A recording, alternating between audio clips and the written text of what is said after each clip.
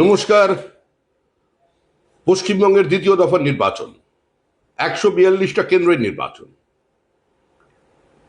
সকলের কাছে আবেদন জানাচ্ছি, সপরিবারে ভোট দিন, প্রিয়জনকে সঙ্গে নিয়ে, প্রতিবেশীকে সঙ্গে নিয়ে সংঘবদ্ধভাবে ভোট দিন। এই ভোট পশ্চিমবঙ্গের অস্তিত্ব রক্ষার ভোট। এই ভোট বাঙালি হিন্দুর অস্তিত্ব রক্ষা এবং জাতীয়তাবাদী মুক্তমনস্ক মুসলমানের অস্তিত্ব রক্ষার ভোট।